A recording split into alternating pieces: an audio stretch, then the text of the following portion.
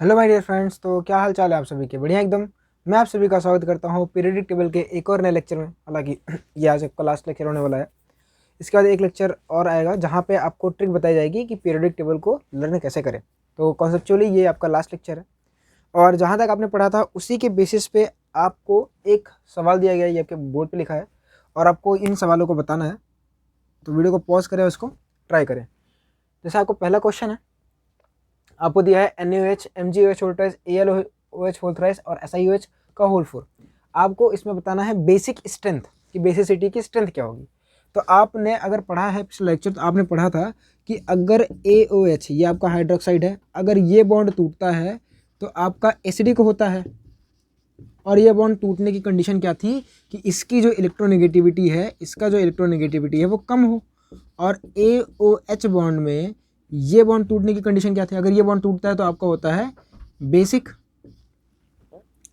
ये गलती होगी ना, इसकी इलेक्ट्रोनेगेटिविटी ज़्यादा होनी चाहिए, इसकी इलेक्ट्रोनेगेटिविटी ज़्यादा होनी चाहिए। और ये बॉन्ड टूटने का क्या है, इसकी इलेक्ट्रोनेगेटिविटी कम होनी चाहिए। ठीक है, तो ये आपका बॉन्ड टूटेगा, ये आपने पढ़ा है। तो इसका मतलब ये है कि एसिडिक स्ट्रेंथ अगर आप बात करो तो वो डिपेंड कर रहा है कि आपका जो OH है जिससे जुड़ा है उसकी इलेक्ट्रोनेगेटिविटी पे।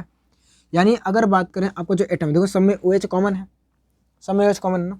तो आप ध्यान से देखो, अगर मैं बात करूं AOH में तो A की इलेक्ट्रोनेगेटिविटी अगर देखो ज़्यादा हो गई, A की इलेक्ट्रोनेगेटिविटी ज़्यादा हो गई तो वो एसिडिक ज़्यादा होगा। और अगर A की इलेक्ट्रोनेगेटिविटी कम हो गई तो वो बेसिक ज़्यादा होगा, या आप समझ लो एसिडिक कम हो जाएगा। और जो चीज़ एसिडिक कम होती है वो बेसिक ज़्यादा होती है। मैं पहले चेक कर लूँ, पिछली वीडियो में तो मेरा पोपट हो गया था। ये आपको एसिडिक लिखा है, कम, बढ़िया दिख रहा है। ठीक है, चलो।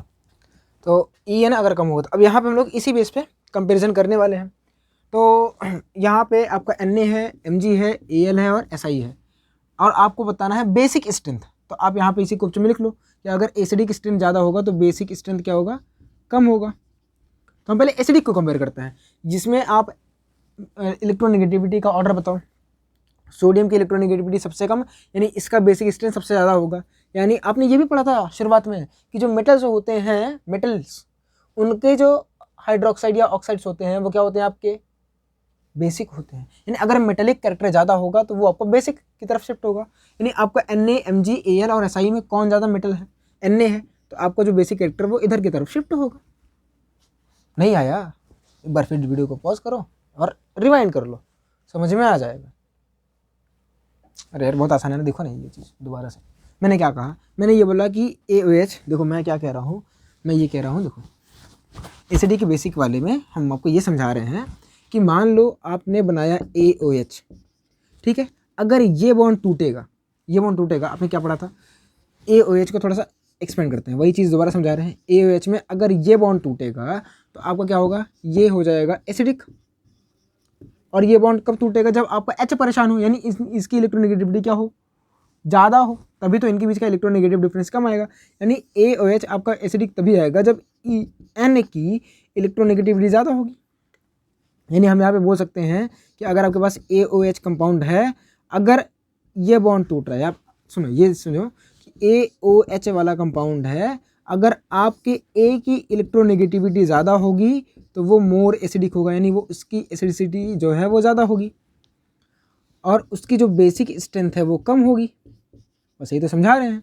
अब देखो ना, यहाँ पे OH सब में कॉमन है, Na में इलेक्ट्रोनेगेटिविटी सबसे कम किसकी है, सबसे कम है Na की। अगर Na की कम है तो उसकी एसिडिक स्ट्रेंथ भी क्या होगी, सबसे कम होगी, और बेसिक स्ट्रेंथ सबसे ज़्यादा होगी। जैसे समझना है वैसे समझ लो।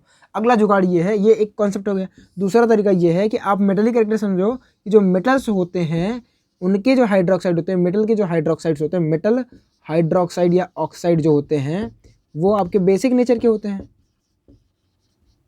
यानी अगर A आपका मोर मेटल है, A का अगर मेटेलिक कैरेक्टर ज़्यादा है, जैसे AOH लिखो आप, और आप ये लिखो अगर A का मेटेलिक कैरेक्टर ज़्यादा होगा तो वो बेसिक भी ज़्यादा होगा। तो देखो ना, इनमें A का मेटेलिक कैरेक्टर कहाँ पे ज़्यादा है, ये ज़्यादा मेटल है, उससे कम मेटल ये है, उससे कम मेटल ये, उससे कम मेटल ये है, इसलिए बेसिक स्ट्रेंथ यहाँ पे बढ़ गया। समझ आया? उसी बेस पर अगला कर दो। क्या है, आपको बेसिक स्ट्रेंथ बताना है ऑक्साइड लो चाहे हाइड्रोक्साइड लो, सबका नेचर सेम होता है।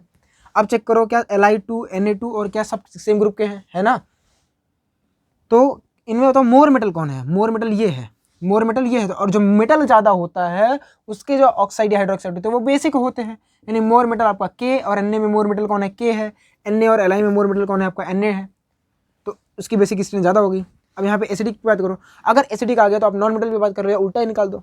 तो आप LiBe में बताओ मोर इलेक्ट्रोनेगेटिविटी किसकी है, बी की है, क्योंकि आपको पता है कि यहाँ से यहाँ जाने पे इलेक्ट्रोनेगेटिविटी बढ़ती है। तो ये हो जाएगा आपका एसिडिक स्ट्रेंथ का ऑर्डर। इसमें देखो एसिडिक स्ट्रेंथ बताना है तो ये हो जाएगा, इसमें बताओ, इसमें बताओ, इसमें बताओ, जल्दी बताओ। तो यहाँ पे आपने एक चीज़ पढ़ी थी इलेक्ट्रोनेगेटिविटी के ऊपर है, सब देखो सब सेम है, सब सेम है, लेकिन आपने एक चीज़ पढ़ा था कि इलेक्ट्रोनेगेटिविटी ज़्यादा तो एसिडिक नेचर ज़्यादा और बेसिक नेचर कम। अच्छा, इलेक्ट्रोनेगेटिविटी किस पे डिपेंड करती थी, ये याद है, डिपेंड करती थी ऑक्सीडेशन नंबर पे। ऑक्सीडेशन नंबर ज़्यादा होगा तो इलेक्ट्रोनेगेटिविटी ज़्यादा होती है। अब यहाँ पे देखो, यहाँ से यहाँ जाने पे इलेक्ट्रोनेगेटिविटी जो है वो बढ़ती है, देखो ना बढ़ रही है, तो बेसिक कैरेक्टर क्या होगा, घटेगा, तो यहाँ से ये ज़्यादा उल्टा हो जाएगा बस खत्म। देखो मैं बोल रहा हूँ कि इसकी जो ये +2 वाला है, इसमें 3 दूनी 6 है, तो इसका हो जाएगा +3 और इसका हो जाएगा +7, ठीक है। ये +2 +3 और +7 वाले हैं, और अगर ये +2 +3 +7 वाले हैं तो यहाँ पे इसका ऑक्सीडेशन नंबर ज़्यादा है तो उसका एसिडिक कैरेक्टर ज़्यादा होगा। अगर एसिडिक ज़्यादा है तो बेसिक कम हो जाएगा। समझ आया? तो ये आपका सवाल था लास्ट पे बेस्ड, समझ आया? बस आपको कल जो पुराना लेक्चर है वो समझ में आना चाहिए, तो आपको समझ में आ जाएगा। अगर नहीं समझ में आया तो आपको ये समझ में आना चाहिए। अच्छा, ये तभी समझ में आएगा, थोड़ा फील इसका तभी आएगा जब आप पुराना लेक्चर देख के रखे हो। तो पुराना लेक्चर देख लेना, या आपको कहीं ना कहीं से कुछ ना कुछ पढ़ा हो, ठीक है। तो आप इसको नोट कर लो, पहले वीडियो को पॉज करो और इसे नोट करो। नोट हो गया? चलो इसको मिटा दूँ। अब हम लोग बात करने वाले हैं आपका जो आज एक टॉपिक बचा हुआ है, जेनेसिस ऑफ पीरियोडिक टेबल, या आप मतलब जो शुरुआत में पढ़ते हो ना वो एकदम लास्ट में पढ़ा रहे हैं हम, और बहुत आसान तरीके से पढ़ाएंगे आपको, थोड़े अलग तरीके से पहली बार पढ़ाया जा रहा होगा, तो उसको पढ़िए। और उससे आपको मैं गारंटी लेता हूँ आपके सारे सवाल लग जाएंगे। थोड़ा अलग जरूर रहेगा पर आपके सारे सवाल लग जाएंगे, पहले गारंटी लेता हूँ, ठीक है। वारंटी नहीं, गारंटी ले रहा हूँ, लेकिन अगर आपको पूरा नोट्स या जो भी पढ़ा रहा हूँ वो तैयार रहेगा तो चलिए पढ़ते हैं। और आप हेडिंग डालेंगे जेनेसिस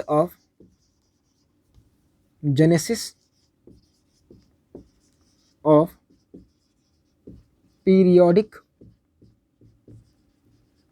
टेबल, यानी पीरियोडिक टेबल की शुरुआत कैसे हुई। तो सबको वही कहानी है कि भैया देखो ऐसा है कि शुरुआत में एलिमेंट्स कम थे तो उनको याद करना, ठीक है, याद हो जा रहे थे, कम थे तो भैया याद हो जा रहे थे। धीरे धीरे एलिमेंट्स के नंबर बढ़ना शुरू हो गए, और मजबूरी है कि हमको सारे एलिमेंट्स के बारे में पता भी होना चाहिए, उनके बारे में पता होना चाहिए। जैसे अब तक 118 तो हमको 118 में से लगभग तो पता होने चाहिए, तभी आप केमिस्ट्री पढ़ पाओगे। अब जो साइंटिस्ट हैं उनको तो 118 भी याद रखने हैं, अब उनको 118 याद कर रखने हैं, उनकी प्रॉपर्टीज़ याद रखनी है, तो इसलिए ग्रुपिंग करना शुरू कर दिया गया। और ग्रुपिंग करने में सबसे पहला जो योगदान था वो डोबेरेनियर का था, या डबरेनियर जो भी आप बोल दो, ठीक है। तो हम लोग पहला पढ़ना शुरू करते हैं डोबेरेनियर ट्राइड्स। तो डोबेराइनर्स REINERS, डोबेराइनर्स ट्राइड्स। तो पहले बेसिक बता देते हैं जो आपको एनसीईआरटी बोलती है। एनसीईआरटी बोलती है इन्होंने क्या किया था, देखो शुरुआत में आज जो भी आपको पढ़ाया जाने वाला है वो सारे जो प्रॉपर्टीज़ हैं वो बेस्ड है किस पे हैं, एटॉमिक मास पे बेस्ड है, ठीक है, सब एटॉमिक मास पे। पर हम आपको एटॉमिक नंबर से लिंक करके जुगाड़ बताएंगे कि आप इन सवालों को कैसे करोगे, ठीक है। देखो अगर आपके पास डोबेराइनर ने क्या कहा था, डोबेराइनर ने बोला कि मेरे पास अगर 3 एलिमेंट्स A हैं, B हैं, C हैं, ठीक है, उन्होंने बोला 3 एलिमेंट A, B और C हैं, तो जो बीच वाले का एटॉमिक मास होगा वो A और C के एटॉमिक मास का अर्थमेटिक मीन होगा, मतलब एवरेज होगा। कैसे? अगर मैं बोलूँ कि एटॉमिक मास ऑफ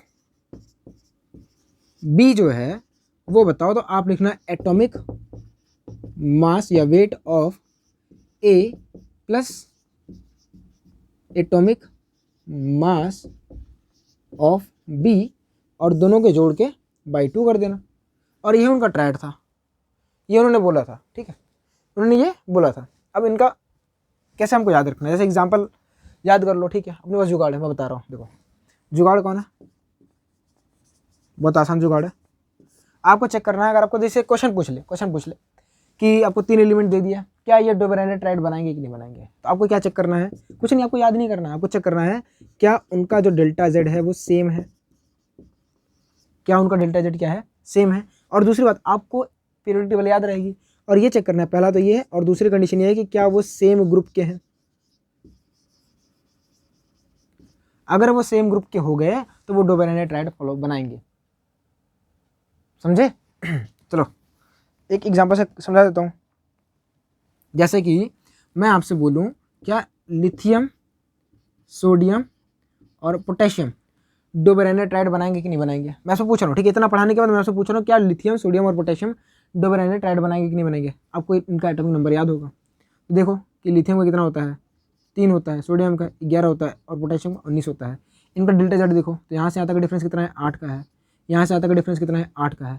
तो डेल्टा जेड क्या है, सेम हो गया। पहली कंडीशन फुलफिल हो गई कि इनका जो डेल्टा जेड है वो सेम है। और दूसरी कंडीशन क्या है, दूसरी कंडीशन ये हमको चेक करनी है कि ये सेम ग्रुप के हैं। तो आपको पता है कि ये लिथियम, सोडियम और पोटेशियम क्या है, सेम ग्रुप के हैं, ठीक है। समझ आया, ऐसे आप कर सकते हो।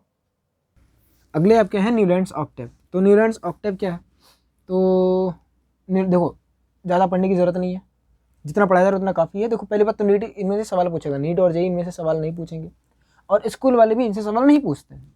अरे भाई इतने ढेर सारे पढ़ लिए ना, तो वो इंपॉर्टेंट है, ये थोड़ी ना इंपॉर्टेंट है। इन्हें हम लोग सिर्फ ज्ञान के लिए पढ़ रहे हैं कि सम्मान के लिए पढ़ रहे हैं, सिर्फ सम्मान के लिए पढ़ रहे हैं, ज्ञान के लिए नहीं पढ़ रहे हैं। और आपको ऐसे पढ़ाया जा रहा है कि आपके सारे सवाल लग जाएंगे थोड़ा सा नॉलेज लेके।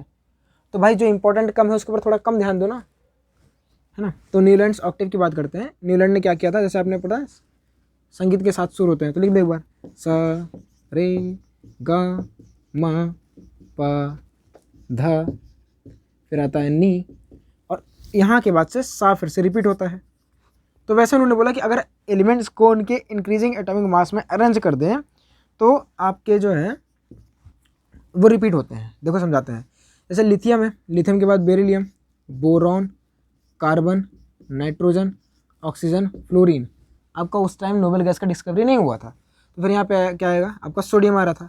तो क्या सोडियम और लिथियम सेम प्रॉपर्टी शो करते हैं, तो वही उन्होंने बोला, ये पकड़ो, ये हो गया पहला, फिर दूसरा, तीसरा, चौथा, पाँचवा, छठा, सातवां और आठवां जो आठवां है उसकी प्रॉपर्टी पहले की सेम होगी। जैसे आप नंबरिंग करो, तो ये हो गया 1, ये 2, ये 3, ये 4, ये 5, ये 6, ये 7 और ये 8। तो आप देखो ना, जो पहला है उसकी जो प्रॉपर्टी वो 8वें के बराबर है, सेम है, और इसीलिए इसे बोलते हैं ऑक्टेव। क्या बोलते हैं, ऑक्टेव। तो ये आपको पढ़ लेना, ठीक है, समझे। जैसे यहाँ पे फिर ये शुरू हो जाएगा, सा रे गा मा, मतलब फिर कर देना, समझ आया। तो ये थोड़ा सा मतलब एक सही अप्रोच थी कि हम इनको इंक्रीजिंग एटॉमिक मास में अरेंज कर रहे हैं, तो हमें जो सेम ग्रुप में मिल रहे हैं 8वीं के बाद, है ना, मतलब जो पहला और 8वीं की जो प्रॉपर्टी वो लगभग सेम है, इनके अकॉर्डिंग थी। पर इनके जो डिसएडवांटेज भी आ गए थे। डिसएडवांटेज ये थे कि जो इनकी लॉ था या जो उनकी प्रॉपर्टी थी वो कैल्शियम के बाद नहीं शो हो रही थी, कैल्शियम के बाद नहीं शो हो रही थी। तो इसमें अपना जुगाड़ क्या है, इसमें आपका जुगाड़ बहुत सिंपल है।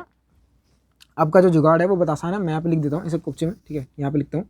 जो आपका जुगाड़ है, जो आपको याद करना है न्यूलैंड्स लॉ ऑफ ऑक्टेव के लिए, पहला भाई कि इनका जो डेल्टा जेड है वो सेम नहीं हो, यहाँ पे 8 हो जाए, डेल्टा जेड के लिए क्या हो, 8 हो। और दूसरा वही सेम ग्रुप के हो, क्योंकि भैया सेम ग्रुप के रहेंगे तभी तो सेम प्रॉपर्टी शो करेंगे, समझे।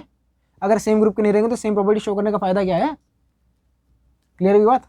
तो जेड डेल्टा जेड की वैल्यू 8 है और वो सेम ग्रुप के रहें, समझ आया। बस यही आपको कर लो। जैसे आपसे मिले, आपको पूछा जाए क्या बेरिलियम, ठीक है, बेरिलियम के बाद आपको कौन सा आता है, हाँ मैग्नीशियम, मुझे बेटा मांगे कार वाला याद आता था, और ये हो गया। तो मैं पूछा जाए कि क्या ये न्यूलैंड्स लॉ ऑफ ऑक्टेव को फॉलो करेंगे या क्या ये न्यूलैंड्स ऑक्टेव के हैं, तब चेक करो कि बेरिलियम का कितना होता है। बेरिलियम का होता है 4, फिर इसका होता है 12, फिर इसका होता है 20। यहाँ से यहाँ तक डेल्टा जेड कितना है, 8 का है। यहाँ से यहाँ तक कितना है, 8 का है। तो आपने देखा डेल्टा जेड जो है वो 8 आ रहा है, डेल्टा जेड जो है वो 8 आ रहा है। क्या ये जो तीनों हैं वो सेम ग्रुप के हैं, सेम ग्रुप के हैं ना। तो देखो पहली प्रॉपर्टी फॉलो हुई, दूसरी प्रॉपर्टी फॉलो हुई, तो ये क्या है, न्यूलैंड्स ऑक्टेव है, बस खत्म। इससे ज़्यादा मत पढ़ना, बस बहुत है। आपको जुगाड़ याद होना चाहिए, ज़्यादा पढ़ने की जरूरत नहीं, मैंने कई बार बोला है। नोट कर लो इसको, मैं साइड हो जाता हूँ, फटाक से नोट करो इसको। नोट हो गया, चलिए। इसका डिसएडवांटेज लिख लो, डिसएडवांटेज लिखो इसका फटक से, हेडिंग डालो डिसएडवांटेज, और लिख देना मैं only valid up to calcium, only valid up to calcium. जैसे कि डिसएडवांटेज इतना मैंने ज़्यादा नहीं लिख रहा हूँ, ठीक है। तो डिसएडवांटेज में ये था कि अगर आप बात करो कि लिथियम हो गया, सोडियम हो गया, पोटेशियम हो गया, ठीक है, रुबिडियम के बाद फॉलो नहीं हो रहा था। जैसे कि यहाँ से यहाँ जा रहे थे फॉलो हो रहा था, यहाँ से यहाँ जा रहे थे फॉलो हो रहा था, पर यहाँ से यहाँ जाने पे फॉलो नहीं हो रहा था, ये आपका नहीं हो रहा था क्योंकि हैवी एलिमेंट आ गए थे। यानी देखो कैल्शियम के बाद आपके डी ब्लॉक के एलिमेंट आते हैं, और डी ब्लॉक के एलिमेंट आने के बाद अब 10 तो वहाँ पे घुसेड़ दे रहे हो, 8वां एलिमेंट कैसे आएगा? आप पीरियोडिक टेबल ओपन करो, पहली बात तो इतना समझ लो, अगर फॉलो हो गया होता तो हम वही पढ़ रहे होते, ठीक है। कुछ गलतियाँ थी इसलिए नहीं पढ़ रहे हो, तो डिसएडवांटेज है। और डिसएडवांटेज यही है कि पहले तो नोबेल गैस की डिस्कवरी हो गई, अब 8वें के बाद 9वां आप देखो, जैसे अगर आप लिखना शुरू कर दो, लिथियम है, सोडियम, अरे ऐसे किसी लिख रहे हो ना, lithium, beryllium, boron, carbon, nitrogen, oxygen, fluorine, फिर आता है नियॉन, और नियॉन के बाद तब आता है आपका सोडियम। तो अब आप पकड़ो तो उनका ऑक्टेव गलत हो गया कि भैया ये 1 है, ये दूसरा नंबर पकड़ाया, तीसरा पकड़ाया, चौथा, 5वां, 6ठा, 7वां, 8वां, और ये आपका 9वां हो गया। तो अब पहला और 9वां की प्रॉपर्टी सेम हो रही है, पहला और 8वां तो ये है, ठीक है, यहाँ पे प्रॉपर्टी नहीं सेम हो रही थी। ऐसे ही बीच में 10 और जुड़ जाएंगे भैया, 1 के आने से आप बोलो ठीक है ऑक्टेव की जगह नोनेम बना दो, ठीक है। लेकिन प्रॉब्लम ये है कि अगर आप ऑक्टेव की जगह पे नोनेम बना रहे हो तो बीच में डी ब्लॉक की भी तो आ रहे हैं, अब क्या करोगे? आप नोनेम की जगह कुछ और बनाओगे क्या? तो मतलब इसलिए कैल्शियम तक वैलिड है, बस ज़्यादा जानकारी आपके लिए हानिकारक हो जाएगी इसके लिए, ठीक है, तो ज़्यादा मत पढ़ो, नोट करो इसको फटाक से। फिर हम बात करते हैं लोथर मेयर कर्व की। नोट हो गया? चलो मिटाते हैं। आप हेडिंग डालना लोथर मेयर कर्व, ये थोड़ा सा इंपॉर्टेंट सेगमेंट है, इन तीनों में सबसे इंपॉर्टेंट तो यही है, लोथर मेयर कर्व। आपको ये जान के हैरानी होगी कि एक ही चीज़ पे 2 लोग एक ही टाइम पे काम कर रहे थे, पर दोनों लोग को पता नहीं था कि हम दोनों एक ही चीज़ पे काम कर रहे हैं। तो लोथर मेयर्स कर्व है ना, लोथर मेयर एक साइंटिस्ट का नाम था, ठीक है। तो इन्हीं के पैरेलल में एक साइंटिस्ट थे मेंडलीव, जिनको आप पढ़ते हो, वो भी बना रहे थे कॉपी, तो पर उन्होंने पहले पेटेंट कर दिया था। और दूसरी बात, इन्होंने ग्राफ पे प्रेजेंट किया था, जो जिस प्रॉपर्टी पे इन्होंने काम कर रहे थे वो थी एलिमेंट्स की फिजिकल प्रॉपर्टी। मेंडलीव एलिमेंट्स की केमिकल प्रॉपर्टीज़ के ऊपर काम करके वो पीरियोडिक टेबल बना रहे थे, और उन्होंने वही चीज़ ग्राफ में लिखी थी। तो ग्राफ में क्या है जो आपको याद रखना है, मैं ग्राफ में लिख दे रहा हूँ, बाकी समझा उठाएगा। तो पहला जो पोर्शन याद करने वाला है कि इन्होंने एक तो ग्राफ बनाया था ना, graph plotted between atomic volume versus atomic mass. पहला पॉइंट ये है कि इन्होंने atomic volume versus atomic mass में एक ग्राफ प्लॉट किया था। एटॉमिक मास जो है आपको, एटॉमिक वॉल्यूम आपको वाई में था, और एटॉमिक मास जो आपको एक्स में था, ठीक है। तो जब उन्होंने ग्राफ प्लॉट किया था, ग्राफ प्लॉट करने के बाद ये आपका वाई हो गया और ये आपका एक्स हो गया, उन्होंने कुछ चीज़ें देखी। जो आपका ग्राफ बना था वो कुछ ऐसा बना था, ठीक है। तो आप ध्यान से देखो, ग्राफ में कुछ पीक पोजीशन, जैसे एक इन्हें बोलते हैं पीक पोजीशंस। ग्राफ की ये जो पोजीशंस है ये पीक पोजीशंस है, और ये जो पोजीशन ये इन्हें क्या बोलते हैं, ये आपके पीक पोजीशंस है, इन्हें पी से लिख रहा हूँ। ये जो है ये वाला, ये असेंडिंग पोजीशंस है, ये असेंडिंग पोजीशंस है। ये जो पोजीशन है यहाँ से यहाँ तक आप चढ़ रहे हो, इन्हें हम असेंडिंग पोजीशंस बोलते हैं। और ये वाली जो पोजीशन है, इसी ये वाला पोजीशन आपका जो है, ये जो पोजीशन है ये वाले, इन्हें बोलते हैं बॉटम पोजीशंस। कौन कौन से हैं? ये तीनों बॉटम पोजीशन, यहाँ से लेके यहाँ तक हम लोग बॉटम पोजीशन मानते हैं, ठीक है। ये तीनों क्या है? बॉटम पोजीशन है। और ये जो है ये वाला, ये पोर्शन जो है यहाँ से यहाँ तक, या ये वाले जो पोर्शन है ये आपके डिसेंडिंग है, ठीक है, डिसेंडिंग वाले हैं। तो आपको ग्राफ में 3 पोजीशन मिले। और मज़ेदार बात ये थी कि उन्होंने जब देखा, दूसरा जब आपको पॉइंट याद करना है कि पीक पोजीशंस पे जो आपके एलिमेंट आ रहे थे वो आपके आ रहे थे एल्कली मेटल्स। ध्यान से देखना, जब वो प्लॉट कर रहे थे तो जो पीक पोजीशन है, यानी आपके यहाँ पे लिथियम आ रहा था, यहाँ पे आपके एल्कली मेटल्स आ रहे थे, ठीक है। तो पीक पोजीशंस पे आपके जो मेटल्स आ रहे थे वो आपके एल्कली मेटल्स थे, ठीक है, आपके एल्कली मेटल्स थे, ठीक है। तीसरा देखा गया जो डिसेंडिंग ऑर्डर वाला, ये जो आपके डिसेंडिंग वाले हैं, DESCENDING, डिसेंडिंग पोजीशन पे आप क्या रहे थे? Alkaline earth metals. यानी यहाँ वाली जो पोजीशन है इसे एल्कलाइन अर्थ मेटल्स ऑक्यूपाई कर रहे थे। और चौथा जो आपका असेंडिंग पोजीशन है, ASCENDING, असेंडिंग जो पोजीशन है वहाँ पे आपके आ रहे थे हेलोजेंस। ठीक है, यहाँ पे जैसे ये असेंडिंग पोजीशन, यहाँ पे आपके फ्लोरीन, क्लोरीन, ब्रोमीन और आयोडीन, एस्टाटीन आ रहे थे। और पांचवी जो पोजीशन है वो आपकी बॉटम पोजीशन है। बॉटम पे आपके डी ब्लॉक के एलिमेंट्स आ रहे थे। बॉटम पे आपके डी ब्लॉक के एलिमेंट्स आ रहे थे, डी ब्लॉक एलिमेंट्स ऑक्यूपाई कर रहे थे। ठीक है, तो ये उन्होंने बोला था। आपको सिर्फ यही चीज़ याद रखनी है।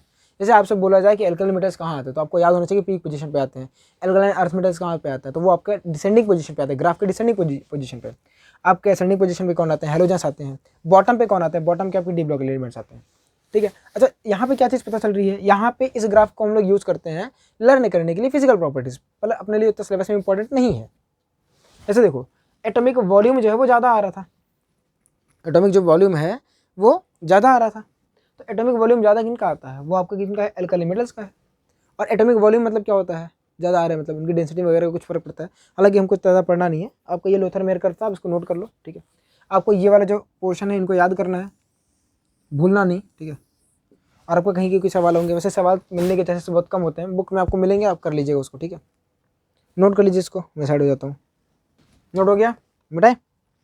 चलो अब अगला है आपका मेंडलीव से पीरियोडिक टेबल। ठीक है, तो लास्ट है मेंडलीव से पीरियोडिक टेबल, आपको उसको पढ़ लेना है। लोथर मेयर समझ में आया ना? जो डब्बे में बन था उसको याद कर लेना, उसको भूलोगे तो भैया लोथर मेयर पूरा आपका लेके चला जाएगा नंबर। अगर आ गया क्वेश्चन तो पहले तो फ्री के नंबर ही है जो आपको पढ़ना पड़ रहा है, इसमें से अगर आता है तो आपका है मेंडलीव्स पीरियोडिक टेबल। तो ये पहले भाई साहब थे जिन्होंने पीरियोडिक टेबल का आविष्कार किया था। ये ऐसे थे, मतलब उस टाइम इनका बहुत बोलबाला था और इन्होंने कोई चीज़ शुरू की थी। देखो किसी भी चीज़ को शुरू करना एक इम्पॉर्टेंट रोल होता है। तो इन्होंने बोला कि एलिमेंट्स को हम लोग क्या कर रहे हैं, अब एक टेबल बना के अरेंज कर रहे हैं। ठीक है, तो शुरू करते हैं। इन्होंने क्या कहा था, इन्होंने एक लॉ होता है इनका, इन्होंने एक लॉ दिया था, इसे बोलते हैं पीरियोडिक लॉ। तो आप लिख लो, लिखो पहले, the properties of the elements, the properties of the elements are the periodic function of their atomic mass atomic mass। ठीक है, बस उन्होंने ये लाइन बोली थी, ये भाई साहब ने बोल दी थी। ठीक है, और उन्होंने क्या किया था, एलिमेंट्स को अरेंज किया था इन द बेसिस, मतलब एटॉमिक मास के इंक्रीजिंग ऑर्डर में। ठीक है, और उन्होंने मतलब अरेंज किया, उनको कुछ पीरियोडिक टेबल मिली, उन्होंने देखा कि जो प्रॉपर्टी लगभग सेम आ रही है वो सेम पीरियड में आ रहे हैं, यानी सेम ग्रुप में आ रहे हैं, माफ़ करिएगा सेम पीरियड नहीं, सेम ग्रुप में आ रहे थे। तो उन्होंने बोला, तो उनके कुछ एडवांटेजेस थे, हमको उनको पढ़ना पड़ता है क्योंकि सवाल यहीं से आते हैं।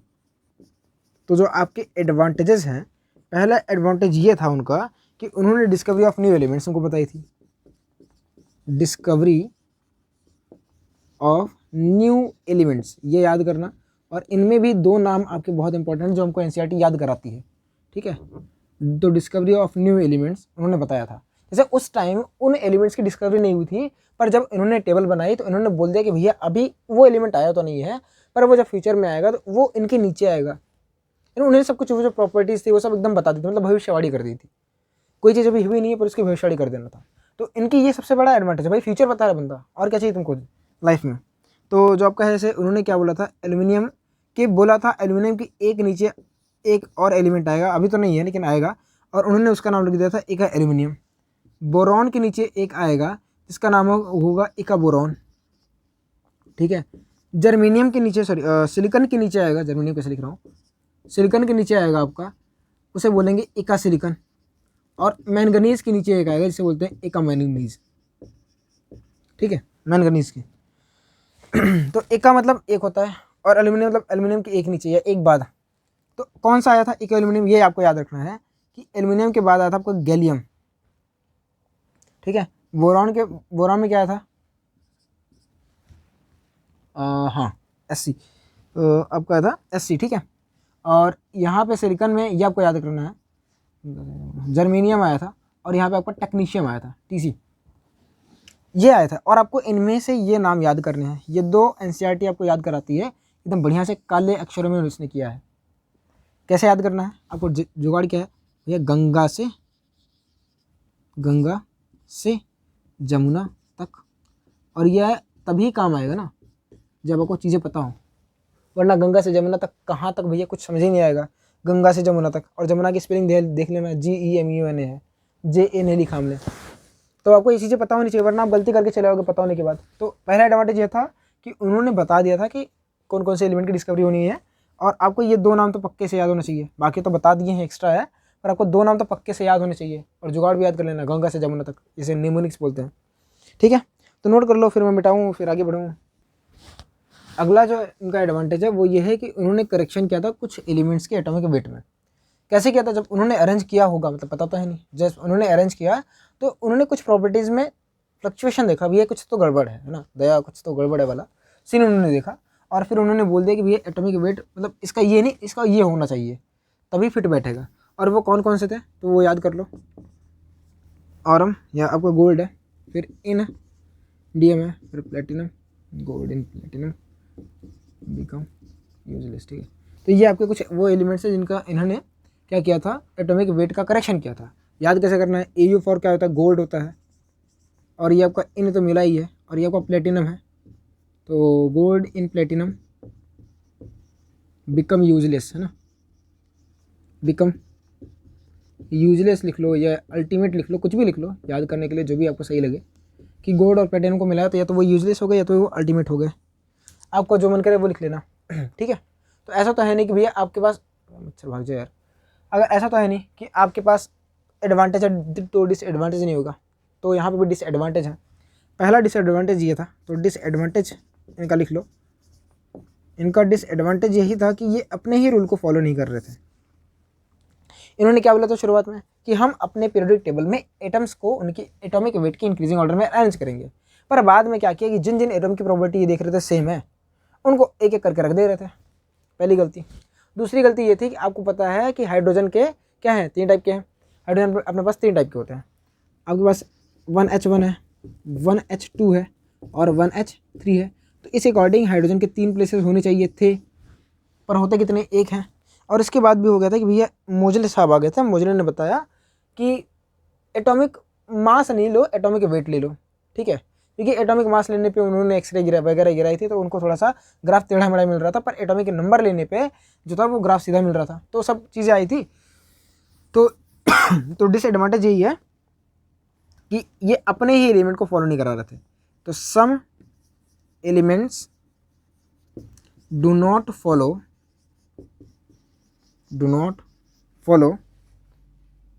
Trend of the trend of ascending atomic weight, है ना। तो कुछ एलिमेंट्स थे जो ट्रेंड नहीं फॉलो कर रहे थे असेंडिंग एटॉमिक वेट वाला। क्लियर है, वो कौन कौन से हैं वो लिख लो। जैसे कि आपका आर्गन था, आर्गन का होता है 40, इसका होता था 39। तो इसके पहले वो आर्गन को डाल रहे थे, उसके बाद ये डाल रहे थे। ठीक है, फिर टेलीरियम है, फिर ये आपका इंडियम आ गया था, आई आ रहा था इंडियम का IN होता है, सॉरी गलती हो गई। तो ये इसको डाल रहे थे। थैलियम है, फिर कोबाल्ट है, इसके पीछे आपको वो कर रहे थे। एक मिनट, अच्छा ये गलती हो गई, यहाँ पे आप करेगा TH और यहाँ पे आप करेगा ये। फिर कोबाल्ट और निकल में पहले किसका आना चाहिए था, पहले निकल को आना चाहिए था, पर बाद में पहले उन्होंने कोबाल्ट को डाल दिया था। समझे, ये आपके कुछ एलिमेंट्स हैं जो ट्रेंड फॉलो नहीं कर रहे थे। तो याद कैसे करना है, इसको याद करने का तरीका ये है कि भैया आमिर खान, तेरी इच्छा,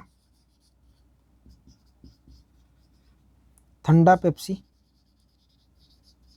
ठीक है, पेप्सी की स्पेलिंग यहाँ पे गलत लिख रहे हैं, है ना, सही भी लिख सकते हैं, कोई दिक्कत नहीं है। कोक नहीं, कोक नहीं, ये व्हाट्सएप वाला नहीं है ना। तो ये आपको याद होना चाहिए कि भाई ये लोग नहीं फॉलो कर रहे हैं। ठीक है, और बाकी यहाँ तक तो आपका ख़त्म हो चुका है। पीरियोडिक टेबल मेरी तरफ से तो ख़त्म है, मतलब चैप्टर मैंने पूरा पढ़ा दिया है, कुछ भी चीज़ें बची तो नहीं है। अब एक चीज़ और बच रही है कि आपको पीरियोडिक टेबल लर्न कराना है, तो उसकी एक अलग से वीडियो बना देंगे, वहाँ पे आप पढ़ लीजिएगा। ठीक है, तो आज के लिए बस इतना रखते हैं। पढ़ते रहिए। All the very best. Bye.